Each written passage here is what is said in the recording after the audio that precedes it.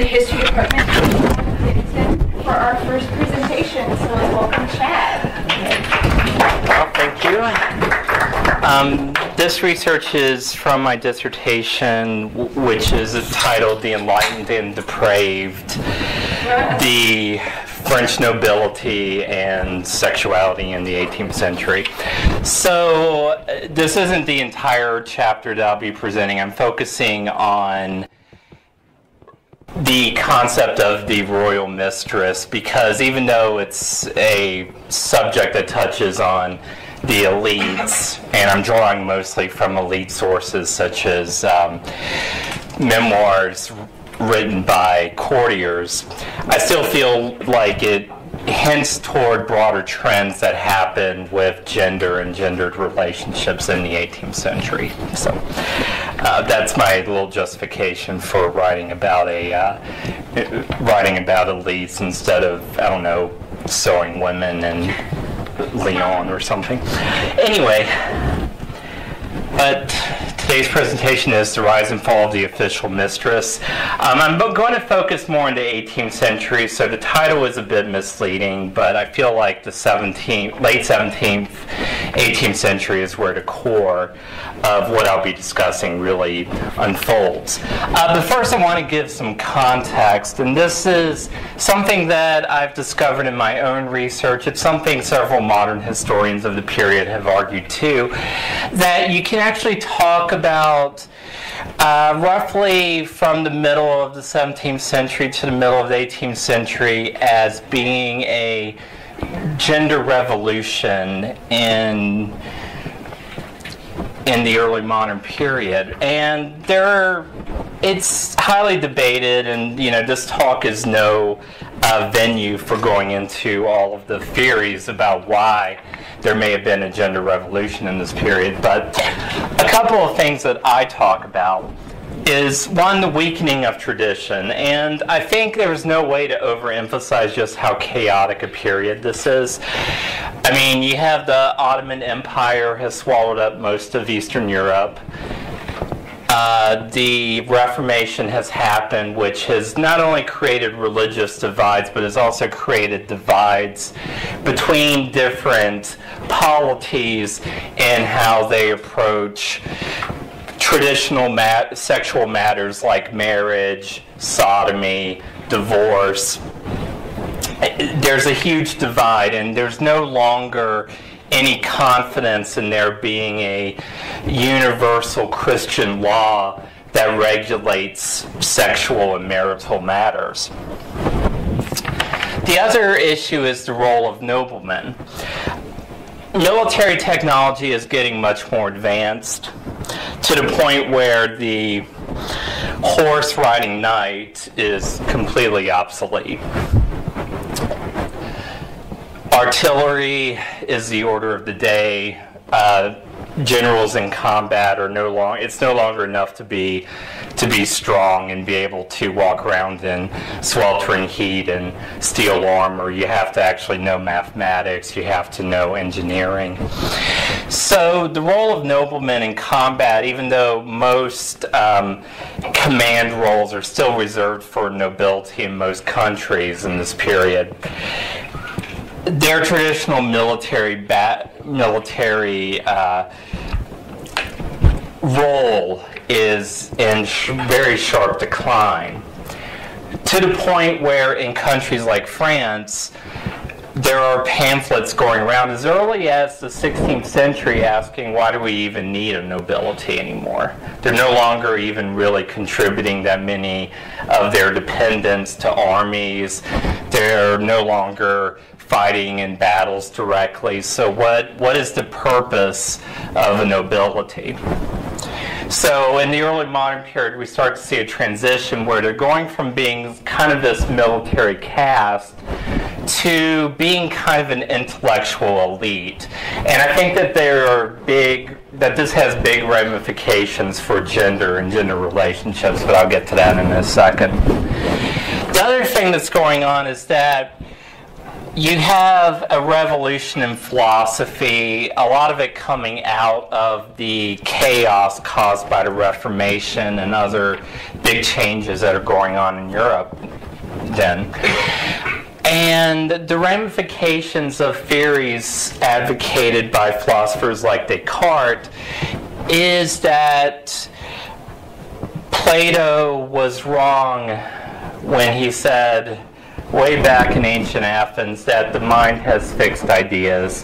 Philosophers like Descartes still say that, you know, people have innate knowledge of geometry, of mathematics, but the idea that we're born with our roles in society in our mind is under assault. So much so that you have philosophers like Francois Poullain de la Barre, a French Protestant who was exiled to Geneva, saying that the mind has no sex. And this is hugely different from what the traditional teaching was that spirit and body are one, spirit is gendered, therefore the body is innately gendered, which was more or less the traditional Catholic teaching. But instead, more people, not just elite writers, but even people who are simply writing letters to each other, as I'm about to show, are beginning to say that the only difference between men and women might be that men are physically stronger than women, but also that women have a worse education than men. So it's possible that if women are properly educated, they could be the equal to men in most, if not pretty much all, respects. So you have people like the Marquise de Lambert, a French noblewoman, saying that the superiority of men over women is maintained by force rather than natural right. There's a correspondence between Anne-Marie Louise d'Orléans, a member of the French royal family, and the noblewoman Madame de Motteville, in which they discuss cultural control over women. And in one letter, Anne-Marie Louise writes, "And you will allow me to tell you again that marriage is that which has given men the upper hand, that this dependence to which custom subjects us, often against our will and because of family obligations of which we have been the victims, is what has caused us to be named the weaker sex." And Madame de Motteville writes back, "I know that the laws that subject us to men's power are hard and unbearable. I know that men have made them unfair for us and too advantageous for themselves. They take away from us dominion over the sea and the earth, the sciences, merit, power, that of judging and being the master of human lives, and dignity in all situations. I know of nothing under the sun that they have not appropriated, even though their tyranny has no just basis." Now, I'm not saying that, it took Descartes writing this for women to think this. There certainly are examples of medieval women who challenged this kind of thing, like Christine de Pizan. But I do believe that there is a connection between what elite women like Anne-Marie Louise d'Orléans is writing and what's happening in philosophical circles, that deep views like this, what we might anachronistically call an idea that gender and female subordination is socially and culturally constructed, that these things are being increasingly vindicated by philosophical discourses, and that well-educated women, like the two women whose correspondence I just cited, are able to turn to these writings and have their opinions validated. Another thing that's happening is the emergence of salons. Anyone who's done reading into French history in this period has maybe heard of salons, but these were gatherings held in the homes of women, most of them noble women, but some of them upper bourgeois women too, where men and women talked together. They freely discussed politics, philosophy, religion, all sorts of topics that in a country like Britain or Spain wouldn't be considered appropriate to discuss in front of other ladies. And the salons are slowly becoming the intellectual centers of French life, and they're taking over this role that it once belonged to the royal court or to the courts of powerful noblemen. So along with this idea is that women and intellectualism become intertwined. This idea that a good man, a man who wants to become part of elite society, actually needs to be in the company of women, because women have this, and I know it kind of contradicts this idea that the mind has no sex, but nonetheless there's this idea, and it spreads outside France and even to countries like Britain, where men need to be with women to gain knowledge, to gain sophistication, to be able to navigate polite society. And historians have argued that you can actually see these changes reflected in fashion of this period. Like, for example, this prince is wearing a robe that almost resembles a skirt or a dress from that period. This is Catherine the Great wearing a very masculine riding uniform, complete with pants. And Catherine the Great, as a Russian monarch, had to kind of project a masculine image, but she's not alone. There are English princesses, Spanish noblewomen who also, some of them wear dresses when they go riding, but some of them actually do wear this sort of frock coat with pants look. And you even have observers beginning to comment on it, remarking on the pink waistcoats and silver coats that have become popular among English noblemen. One female writer of a diary, Sarah Osborne, joked, "I believe the gentlemen will wear petticoats very soon, for many of their coats are like our mantuas," which was a type of gown at the time. So people were actually commenting on the fact that men's and women's clothing were beginning to look similar. And I mean, I'm sure you've all seen an image of Louis XIV, you know, and, you know, with the robe, the shoes with the bows on them, and the very colorful, elaborate, and, you know, you just think of him trying to walk down a street in an Arkansas town, and, you know, but at the time, Louis XIV's costume was the height of masculinity, and there was no idea that his dress was effeminate. And something else, and unfortunately I couldn't find a better image, but here's an image of a masquerade, and there was actually cross-dressing at the masquerades, men dressing as women, women dressing as men, and it was considered a way to liberate oneself from gender norms, and it was perfectly acceptable, especially in events like Venice during the Carnival season.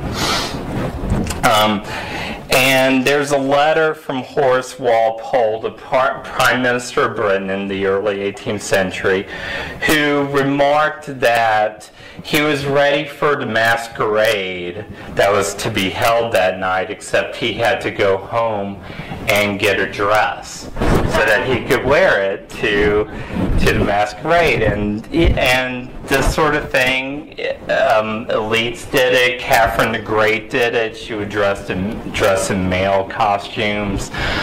Noble women would dress as men, and vice versa. So that was all just context, but let me get to the actual topic. But I feel like understanding what's going on with gender discourses in this period is very important. But let me jump backward to the 1400s, where we have the first woman who's recognized as the Mistress en titre, which means official mistress, titular mistress, so on. I mean, kings before Charles VII, who was the lover of Agnes Sorel, had mistresses before, but they were kept aside. There might be a private painting of them, but it wasn't advertised. They weren't. It wasn't something that was put out there, even in court. But King Charles VII did something different. He actually allowed his mistress an official position at court. He would actually have her beside him when he met with dignitaries, and he would have images painted of her and displayed at court. And this is an image of her as the Virgin Mary with the baby Jesus on her lap, which is an idea that even at the time some people considered blasphemous. I mean, having your lover as the Virgin Mary. But it became future maitresses in titre would have the same imagery painted around them. And it's sort of a product of the fact that courts are getting more refined. They're becoming less like military barracks or just places where noblemen get together to gamble and joust and so on. And they're becoming more like cultural centers. They're becoming more centered in in large, sophisticated cities. They're becoming very settled, very bureaucratic, but also very interested in fashion and culture and international cultural relations as well. And the Mistress was definitely part of this, because Agnes Sorel's job wasn't just to have sex with the king, although she certainly was villainized for being the king's mistress. One contemporary blamed her for popularizing a fashion at court where women would wear gowns that showed off their nipples and things like that. So sexuality was definitely part of her image. But for Charles VII, she was also a source of intellectual pleasure and companionship. She was well-read. She could converse with him about astrology, about religion and theology, about art. So, in a way, the mistress's role had evolved. She wasn't simply the king's lover; she was also the king's companion. And this will define the maîtresse en titre until the French Revolution. And what did Agnes Sorel get out of this? Or at least what did her family get out of this? Well, the mistresses tended, even into the 18th century, to be members of the minor nobility. Families that might have a connection at court but weren't exactly prominent. So what they did is that they provided offices and promotions to their own family. For example, Agnes Sorel's brother became captain of the guard. And this sort of created a competition. I'm going to try not to go off on a tangent about it, but just to give you an idea of how serious this competition became, at least by the 18th century, we do have one memoirist claiming that the Duc de Bourbon deliberately arranged for King Louis XV in the early 18th century to lose his virginity during a hunting trip, hoping to sort of prepare him to have a mistress, and that the Duc de Bourbon could provide said mistress and have a way to try to influence the king. And this one detail comes from the Marquis d'Argenson, who was a one-time minister of foreign affairs, again writing in the 18th century, during the reign of Louis XV, at the time when his official mistress was the Marquise de Pompadour. It is said that there is a great question concerning a change in mistress. The king is tired of the Marquise de Pompadour. It turns out to be wrong. Pompadour stayed the official mistress until her death. Who appears scrawny because of the bad state of her breasts. One often wishes to go to the other extreme, so the court is excited to test the waters with the fat Comtesse de la Marque. It is true that the Sultana is eaten up with hemorrhoids and that she has already been with everybody. But it is the amorous who have the power of instigation and insinuation, so she will try for a long time. And it's an interesting bit of gossip because it's coming from a former minister of foreign affairs. You know, it's the sort of thing that you would expect from people, but yet it's, and it actually is of political importance, because who the king has as his official mistress means that you can create a career out of that. You can create a career out of having a relative or a woman that is indebted to you sleeping with the king or being his companion. And I just bring this up as Diane de Poitiers, maybe the most famous of the maîtresses and teatresses, and I bring her up because she's a good example of how openly advertised these were. And she was alive during the 16th century. There's a portrait of her depicting her as the goddess Diana, which was a popular motif for her.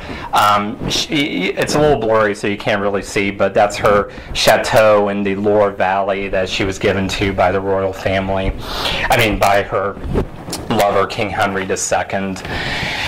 And these images, I want to stress, were actually displayed pretty openly within the royal palaces. Noblemen could see them, visitors could see them, dignitaries could see them. So again, it's not as if the maîtresse and titre is treated like a dirty secret. She has a place that's secondary to that of the queen. But there are limits, of course. The mistress always carried the taint of illicitness. Her children could not inherit the throne. Well, her sons could not. In France at this time, women were barred from inheriting the throne, and the children of women were also barred. But this actually almost created a crisis. King Henry IV, around the beginning of the 17th century, wanted to legitimize his son by his official mistress, Gabrielle d'Estrées, and make him the heir to the throne. And he actually tested the waters by writing the Pope to find out if the Pope would be all right with this. Needless to say, the Pope was not. And when Gabrielle d'Estrées died suddenly from a miscarriage, I believe, the king's minister was actually relieved, because he genuinely believed that if Henry IV had went through with his plan, it would have led to a revolt or to a civil war. And there's always the problem of political influence and public perception. This especially became so in the 18th century. Does the mistress control the king? And a mistress of Louis XIV, Madame de Maintenon, was blamed in memoirs for revoking the rights of Protestants and for starting the unpopular War of the Spanish Succession, even though she had nothing to do with it, and Louis XIV was certainly the last monarch to allow anyone male or female, to dictate his decisions, she was still blamed not only in memoirs but also in poems and broadsheets that were published in public. But having read many memoirs and many satirical songs about the royal court in the 18th century, I can say that if it was something good that the monarchy had done, it was because of the king and his ministers. If it was something unpopular, like King Louis XV signing away France's territories in North America as part of a peace treaty, it was because of the mistress's influence. So the mistress became a convenient scapegoat for the monarchy, and this would create many problems that I will talk about later. They were also targeted by the devouts. The devouts were people at court who were very religious, and this kind of shows just how complex the discourses around the mistress were. I mean, not everybody was okay with it. There were many traditional Catholics who felt that having an official mistress degraded the perception of the monarchy and degraded the king's own morality and the example that he was supposed to present to his people. After all, the French king was the most Christian king, a title that was granted to him by the Pope. And what kind of image did that create for all of Christendom to have the most Christian king just presenting this woman he was sleeping with ahead of his own wife? So the devouts constantly opposed the royal mistresses, and it created problems because in the 18th century the king's own children and heirs tended to be the ones who most publicly opposed the mistress and tried to harm her. For example, King Louis XV's son, the Dauphin, and his daughters, who never married, and they're all called mesdames, they all very publicly would call the king's mistress, Madame de Pompadour, Maman Pouton, which means whore mommy. And they would simply go around to anyone and express their opposition to her mere existence, her mere presence at court. And lastly, the other limit was the last rites and spiritual purity, and I think this is probably the most dramatic way of showing that the maîtresse and teacher was not equal to the queen. When the king was on his deathbed, or when a mistress was on a deathbed and they took the last sacraments, they could not visit each other again, and no king violated this rule. No mistress was allowed to violate it. Or do we have any Doctor Who fans? Anyone who's seen The Girl in the Fireplace with Madame de Pompadour? Do you remember the scene where Louis XV is standing in the apartment and watching the funeral? That part is actually accurate. The stuff about robots trying to take Madame de Pompadour's head and use it as a computer for a spaceship, that's, as far as the historical record shows, that part isn't as accurate. But Louis XV really did have to stand in an apartment and watch her funeral procession go by Versailles because he was not allowed to be at her funeral. He was not allowed to see her on her deathbed after she took the last sacraments. And similarly, Louis XV's last mistress, Madame du Barry, tried to see the king on his deathbed, but she was barred from doing so because the king had taken the sacraments and he couldn't even be in the presence of his wife. Be in the presence of his mistress.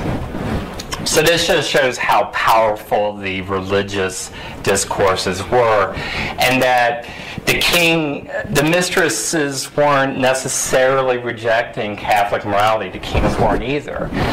In fact, Madame de Montespan, again Louis XIV's mistress, sorry, I know I keep hopping around, she was asked by Madame de Caylus, a noblewoman, why she kept going to Mass and doing all the sacraments and being a good Catholic. And Montauban simply replied, just because I commit one sin doesn't mean I commit them all, which I think is a good way of illustrating that kind of mindset, that committing this adultery could be excused to an extent under Catholic religious discourse, but not completely. So I'm just going to run through and just sort of give an idea of how femininity and the roles of these women came into play. Madame de Montauban was known for her wit, which is translated into French with the wonderful word esprit, which can mean intelligence or wit or humor or spirit. And she was known for being a danger to courtiers, because if the courtiers walked under her apartment windows and she and the king happened to be there, Montauban would fire insults at them from the window. So in a way, she was a predecessor to Joan Rivers or Kathy Griffin. And this was her way of hanging on to the king, because, of course, the king was delighted whenever she insulted members of his family or others. So that kind of goes along with, again, the idea of the mistress as a symbol of intellectualism, of release, of companionship. Cultural patronage. Montauban supported the playwright Racine and the, as well as the poet Boileau. She supported the female musician Elizabeth Jacquet de la Guerre and various architects. But she did push the envelope because she was the first mistress who had been married before her affair with Louis XV. Past official mistresses were kind of put into sham marriages for the sake of respectability, but she was the first who Louis XIV slept with after she had been married. And this might have created a greater scandal, but her husband, the actual Duc de Montauban, responded by doing things like publicly declaring that he had gone to the sleaziest brothels in Paris to deliberately infect himself with an STD, and that he planned to rape his wife at the next opportunity. And even in a time that wasn't well known for fair gender relations, that was still considered very extreme, and it hurt his case, and even more so than the fact that he was saying these things about the king and his mistress. But Montauban fell out of favor eventually, and she was replaced by Madame de Maintenon, who had been the former governess of the king's illegitimate children. And again, this is another sign of just how the mistresses were never allowed to forget their subordinate status, is that Louis XIV had all of his illegitimate children raised in a small enclosed house in the suburbs of Paris, far away, and Maintenon had to secretly sneak into the house every time she was there to educate her children. And Maintenon is an interesting case, and she sort of represents this rival discourse, because Maintenon saw her feminine duty not as entertaining the king, but in her own words, converting him to being a good Catholic and ending his debauchery. And Maintenon's modern biographers still debate whether or not she actually slept with the king and, took one for teen piety. And no one knows for sure, but the court certainly thought that she was his mistress, but they did secretly marry. They couldn't openly marry because Maintenon was noble, but she wasn't high-ranking enough, and by that point, it would have been controversial for a king of France to marry even anyone except a member of a foreign royal family. So they secretly married, and Maintenon saw the king end his affairs and become, in her own words, a more moral person. So again, this is a different model of the mistress that we see emerge. And finally, Madame de Pompadour. So Louis XIV dies, and he's replaced by his great-grandson, because Louis XIV lived for a very, very long time. Louis XV, who one modern biographer called the libertine king. And I could go on and on and on about why he was considered the libertine king, but just to give you an example, he slept with 4 sisters from the same family, not at once, but one after the other. So that's Louis XV, and that sums up his reputation. And Louis XV shocked the court in other ways, because Madame de Pompadour wasn't from a minor noble family. She was from the bourgeoisie. She was from wealthy bourgeoisie, but she was the daughter of a banker, basically. I mean, and this was pretty horrifying. But at the same time, she still followed that model. Her mother had trained her to seduce the king. She was taught how to perform in theatrical performances. She was taught music. She was taught contemporary literature. So again, it's this idea of the mistress as a companion, that it isn't enough that she's attractive. She also has to be able to sustain an intelligent conversation. But Madame de Pompadour came along at a time where Louis XV was considered a weaker king than his predecessor, Louis XIV. She was accused of being the Prime Minister of France. Again, this is the Marquis d'Argenson saying this. And it's a significant remark, given that the King of France at this time was supposed to be his own Prime Minister. So he's basically accusing the King's mistress of usurping his own role. And just to give you an idea of the popular poems, because the printing press becomes very widespread, and you start to see an explosion in literature mocking the court, mocking the royal family. And Pompadour is called, in this one poem called, a little bourgeoisie raised to be a slut, brings everything down to her level, and makes the court a sham. So again, it's sort of mixing these sexual accusations with political accusations too, that she's basically ruining the entire government. But it is true, Pompadour probably did control access to the king. That was where her political power lied. I'm not saying that she was completely powerless, and certainly ministers who failed to win her favor probably did have their careers hurt.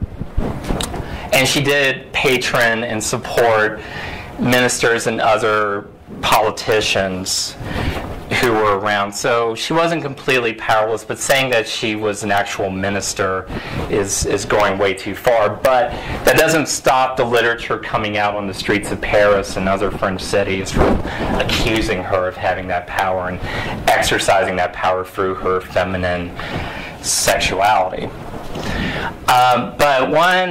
But just to give an example, at some point Pompadour and Louis XV stopped having sex, although Pompadour remained the official mistress. Instead, and again, this is why Louis XV's reputation kind of took a nosedive, is that he started the Parc aux Cerfs, the deer park, where in the guise of a nobleman he would go to this house and meet with 1 or 2 women who were kept there. And it was believed that Pompadour herself selected these women to keep the king docile, kind of. That's probably the wrong word, but to keep him interested in her, but also not replace her. So she made sure, and more than one source claims this, that she made sure that the women were attractive but not too intelligent. So once again, the mistress having to be an intellectual companion, so Pompadour is trying to satisfy the king's lust without also satisfying his intellectual curiosity.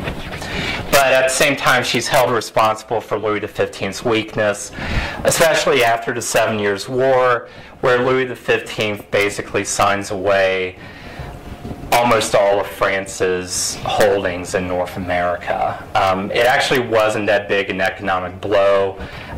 New France, as North America was called, was riddled with corruption, inefficiency. There was no manufacturing base. So France was actually better off, but it was a huge blow to morale. And the war left France in such a bad economic state that 60% of the government's expenditures were to pay off interest on loans. So Louis XV, not a terribly good king, or at least a very unlucky one. But she's held responsible for the peace Louis XV signed. She pressured him into it. She's held responsible for the so-called despotism of the monarchy. She's destroying the careers of these ministers who are trying to reform the government. And these accusations just stay in place even after Pompadour dies in 1764. And it doesn't help that she's later replaced by Madame du Barry, who is the only mistress of lower class origin. So imagine if the court is shocked enough by King Louis XV taking a mistress who's the daughter of a banker. Imagine how everyone feels when Louis XV starts showing off this woman who's the daughter of a seamstress and a monk, and a former shop girl in Paris. Needless to say, the writings begin to say she's a prostitute, she's an alcoholic, she's exploiting the king's lust. And again, like Pompadour, she's destroying the careers of these good men who just want to save the country. To give you an idea, this is from the Anecdotes on the Madame du Barry, which was a fake biography of her that got published, and which was a bestseller throughout the country, but especially in Paris.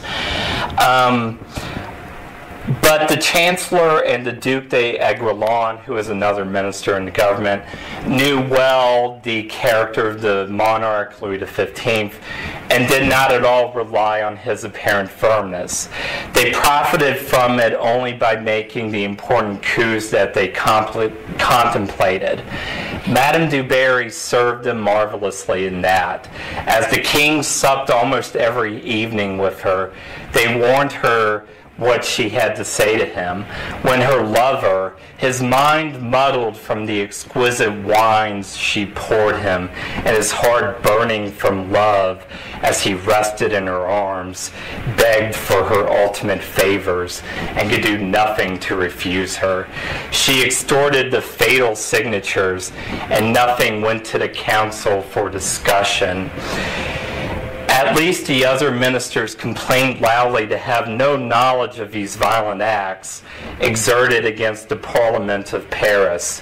Thus as well was finally expedited the arrest of the minister, the Duc de Choiseul.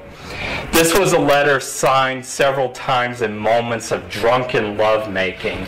So the king is having sex with Madame du Barry as he's signing these warrants, or allegedly, but not at all. And the king repented too late the next day. So again, this is the image that's going around.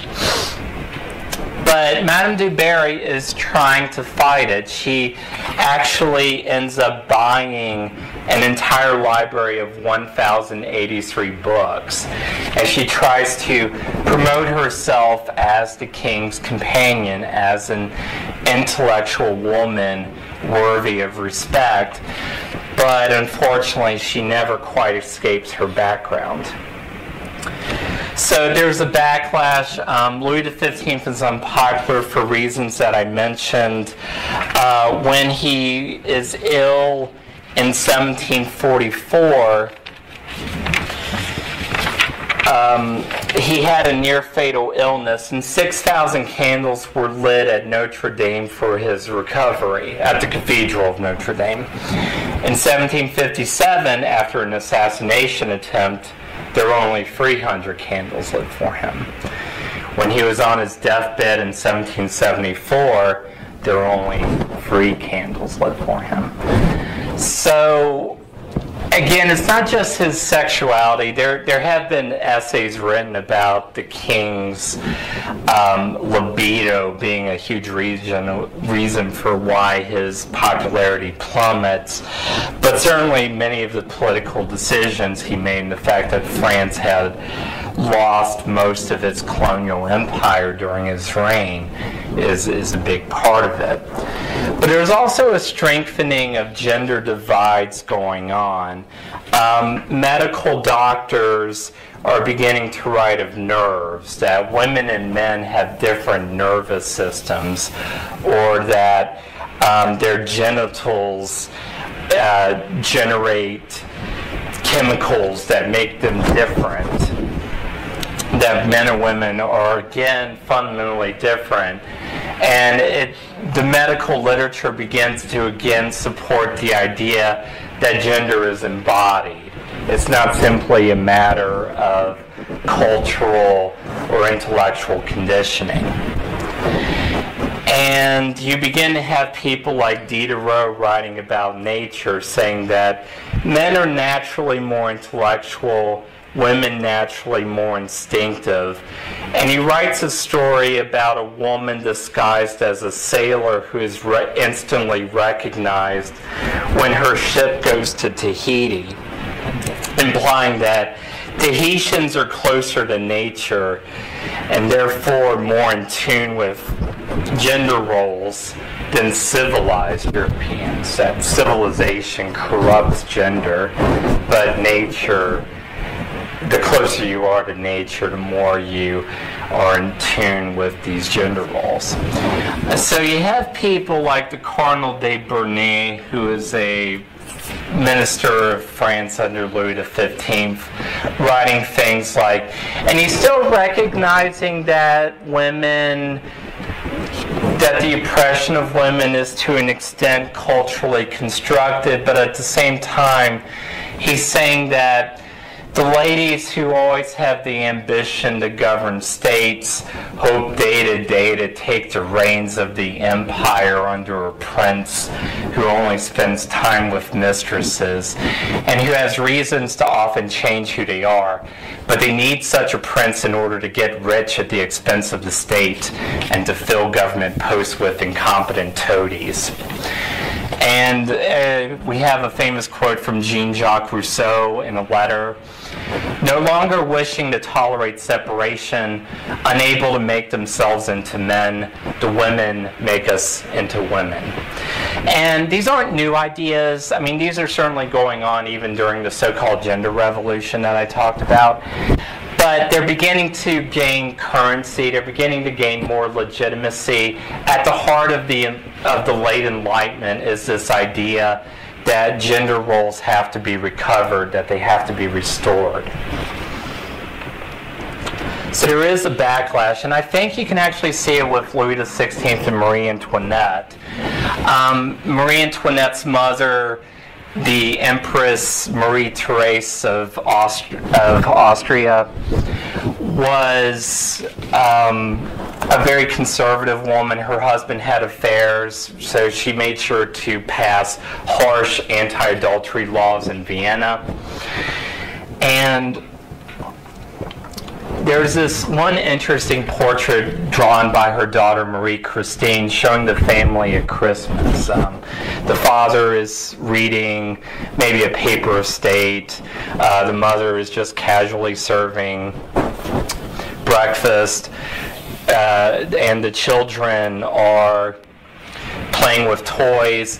And it's this idea, and they're the Habsburgs. They're one of the most prominent dynasties in Europe, but yet you have this casual portrait depicting them as a normal family.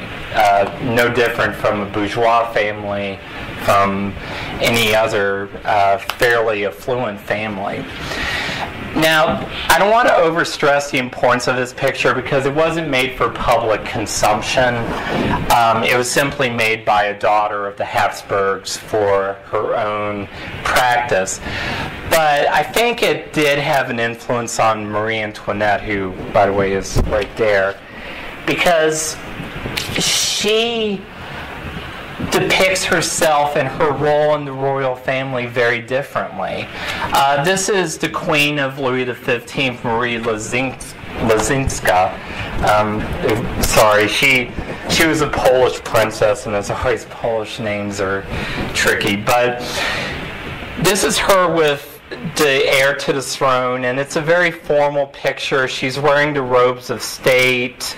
The Dauphin is also wearing a cordon bleu that symbolizes him as the heir to the throne, as a representative of the kingdom.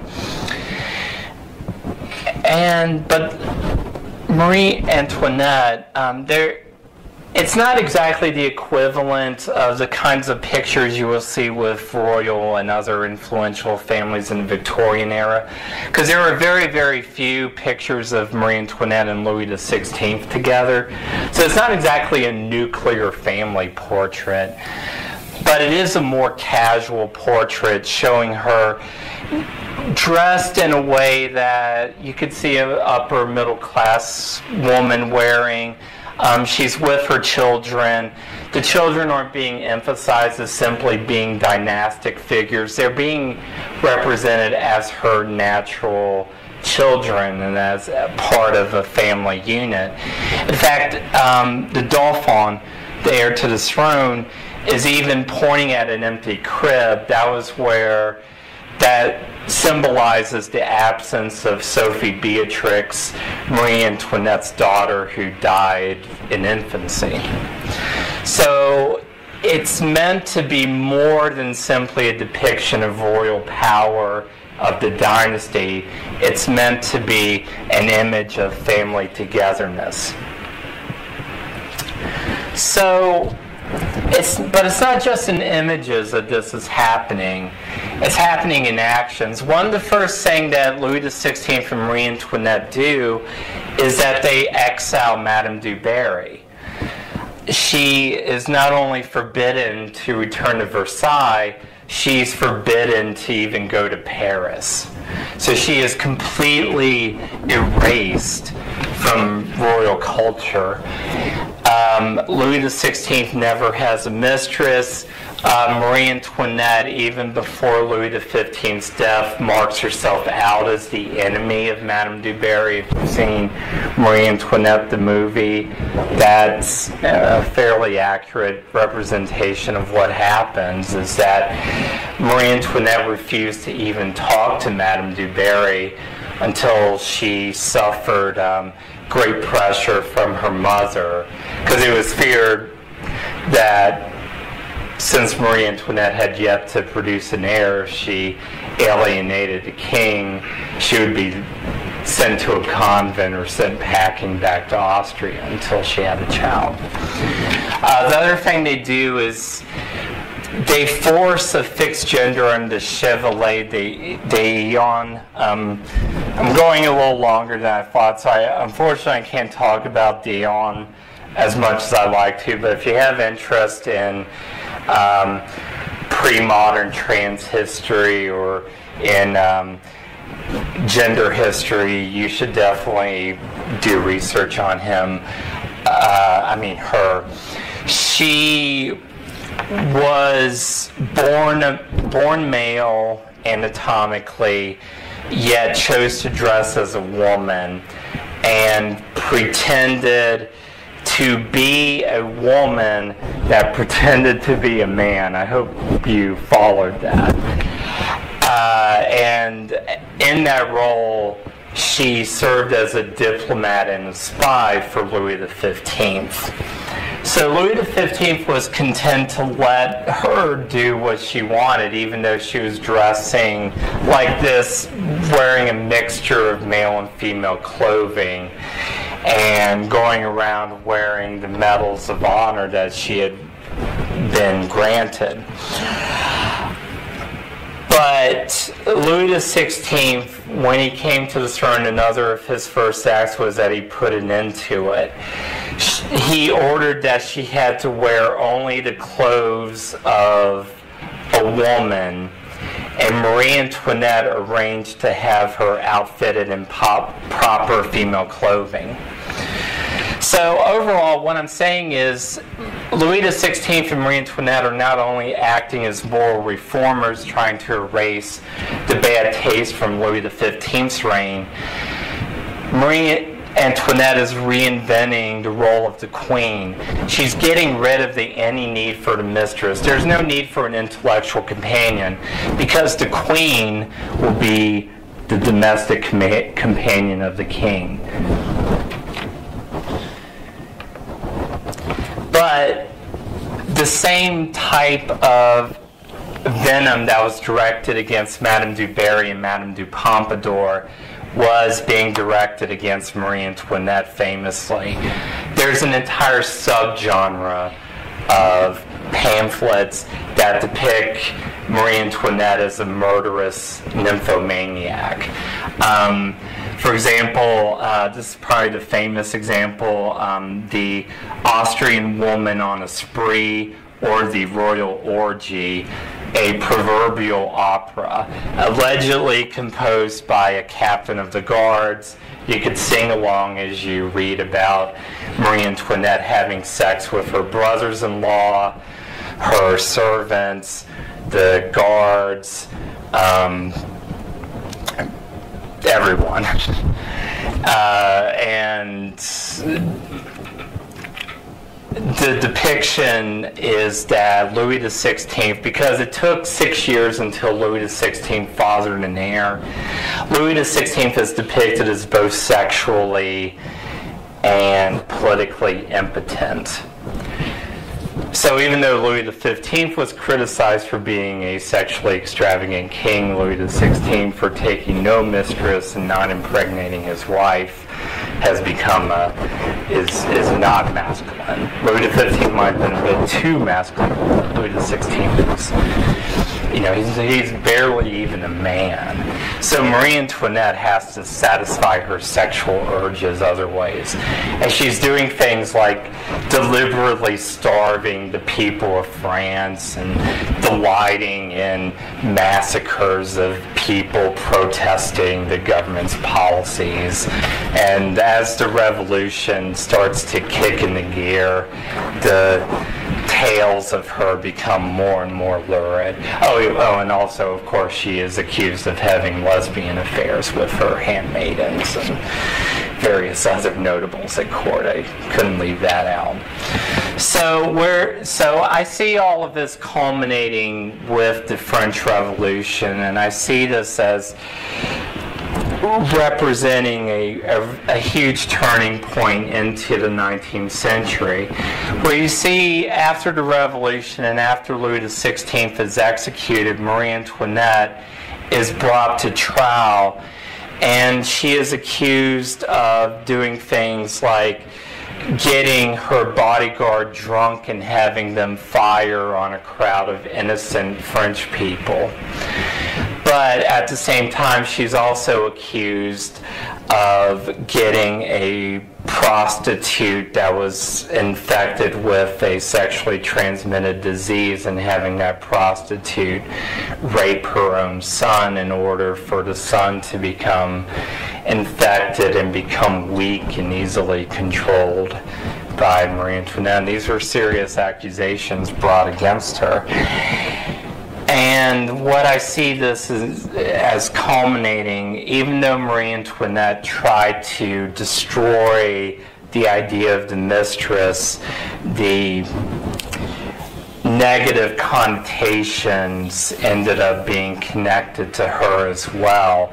And this idea that feminine power corrupts and leads to tyranny and despotism ends up surviving even the office of the mistress and undermining the Queen of France herself.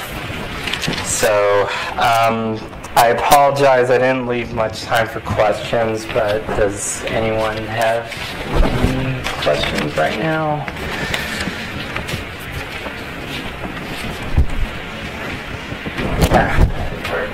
Sure. It's probably obvious. But, so the reason that they weren't allowed to see one another after last rites is presumably the relationship is one that is a sinful one, therefore it would invalidate the. Okay. Yeah. Okay. Just wanted to make sure. Yeah. I don't know. I was kind of curious about this, just like how, from a practical aspect, how was a woman approached, or alternately her family approached, like, hey, do you want to be the king's mistress? I mean, I'm sure in a lot of cases, like the family or parents or whatever had no problem with it, like a way to, advance themselves. But I mean, is there any like literature on it, like how this approaching business work? Like, how do you sound someone out on that whole sort of thing? There isn't much evidence on that.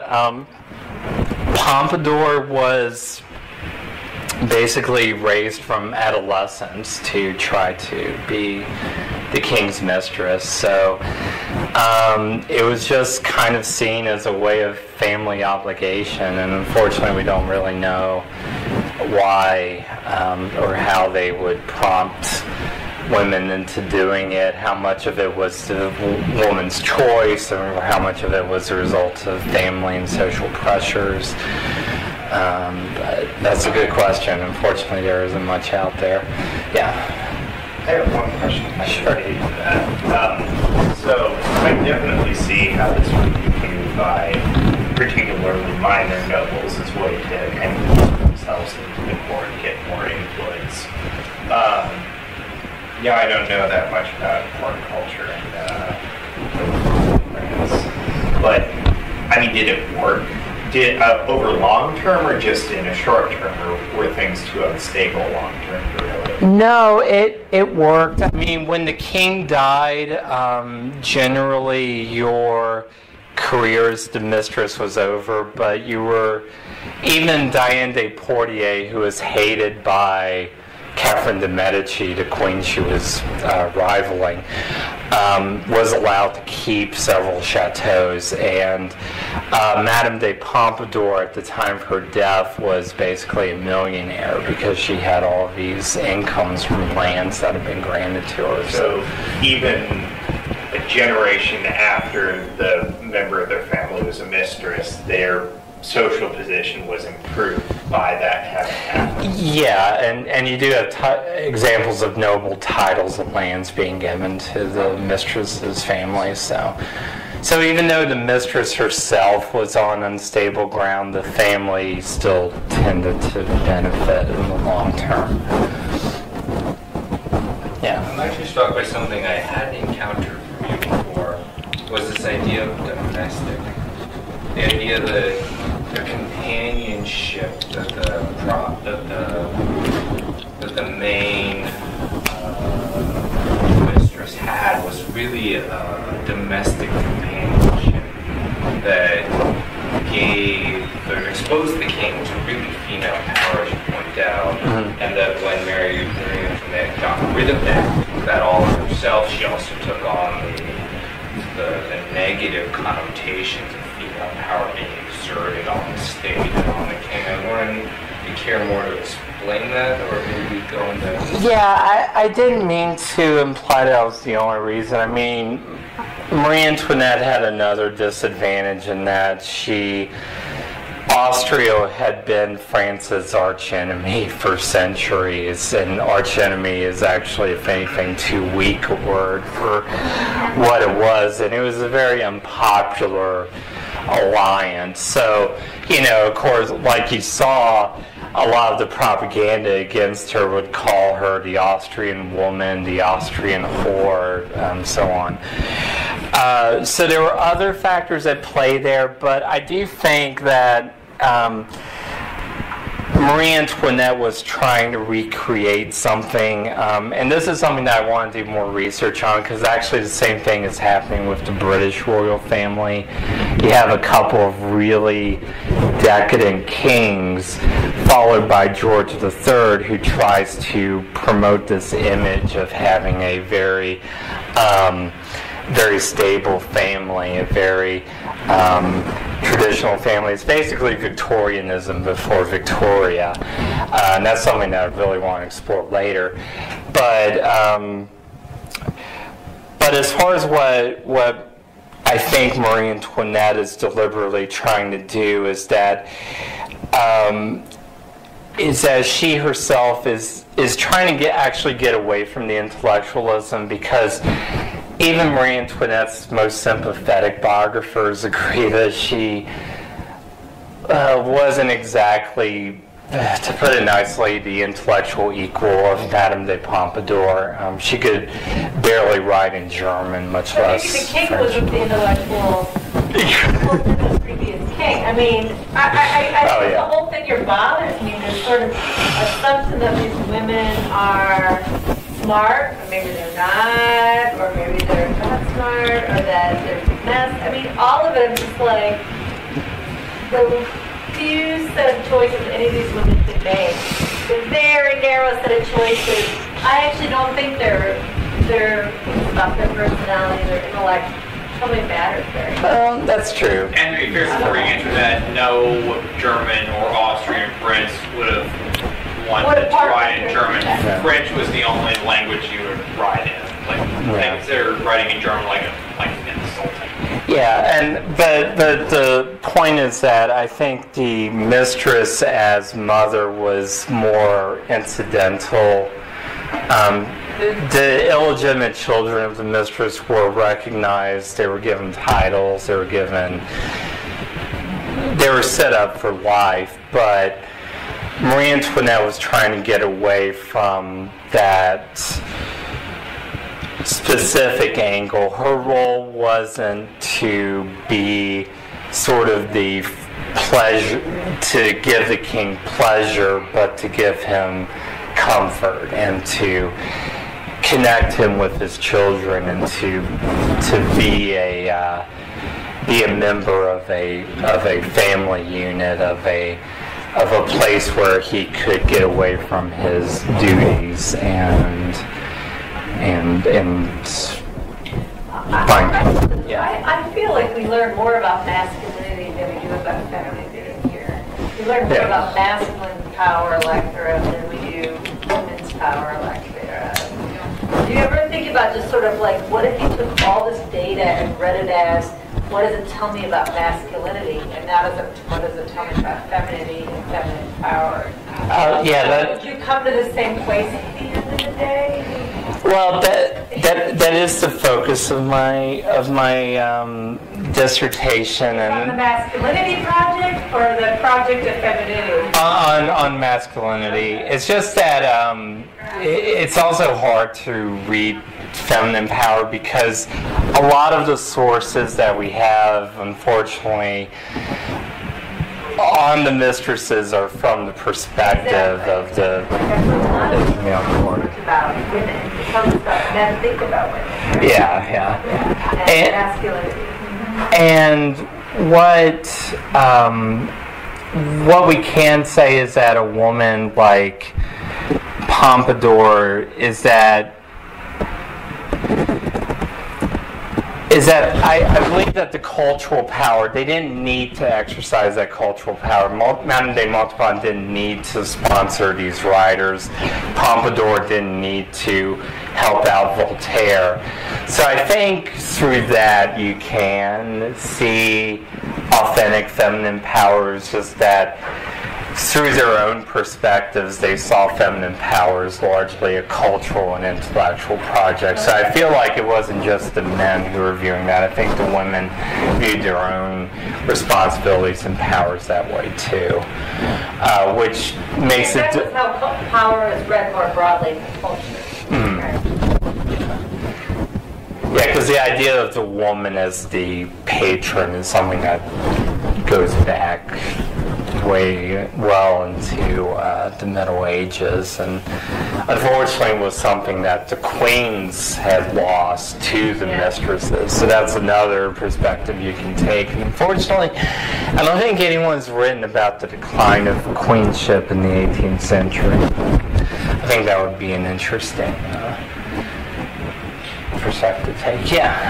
I have again, speaking completely out of ignorance, I don't know. It might be a really obvious thing. I was curious about, you just mentioned like the decline of queenship, and I was wondering, like, in this schema, like when the official mistress is in position, how is, very reductively and broadly, how is the queen viewed? I mean, I was thinking about the very kind of sacralized nature of the royal family in French society. Is she viewed as an almost kind of American figure?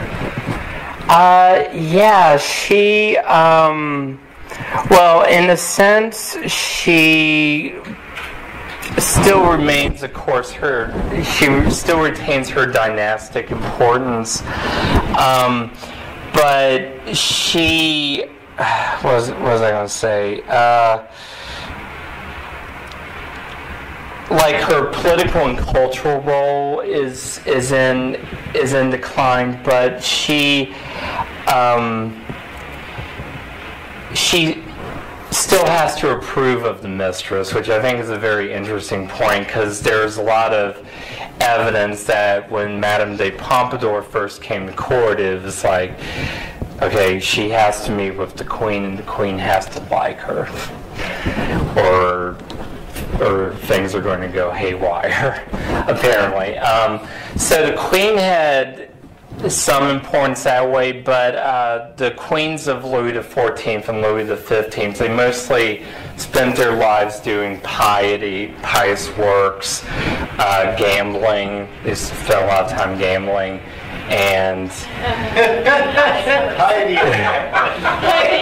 well, and being pregnant. And one of the sad things is that I think it was when Louis XIV's Queen Marie-Therese died, his only recorded comment was that she never gave me any trouble, which I think kind of shows how the kings viewed the queens, and they were mostly viewed as being something that had to be done for the sake of alliance, for the sake of producing a dynasty, which again is another reason why I think Marie Antoinette should be kind of seen as a revolutionary figure, because she's saying that, no, I'm not just, here to create more Bourbons. I'm also here to be a mother and to be a family. And she certainly is more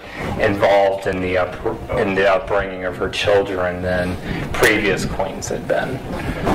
I mean, she still had a governess. We're getting kind of the rise of bourgeois families at this point, and moving towards some kind of more companion ideas about marriage. Yeah, that's certainly happening in Britain and France to a degree as well. It's a complicated issue with France, though, because as Sarah Meza pointed out, and she wrote an entire book called The Myth of the French Bourgeoisie, is that in France, especially during and after the revolution. Unlike in the United States, where everybody thinks they're in the middle class, in France nobody wants to be in the middle class. So it's hard to tell if these values are coming out of the bourgeoisie and influencing the aristocracy and the royalty, or if it's sort of just both classes responding to the same shifts and trends that are unfolding. I actually cannot answer that question. I wouldn't even try to, because I would make a mess out of it. But it's definitely something that I plan on looking at more in the future, especially as I pursue this idea of Victorianism before Victoria. So Chad, how far are you into your dissertation? Are you like on the job market this year? I am. Yeah, this may be my last year. I have 2 years of funding, but knock on wood, I'll be for sure. Yeah, this is chapter 4 out of 5 chapters, and I plan to be finished with a draft of chapter 4 in a week, 2 weeks. So, yeah. Maybe. Hopefully.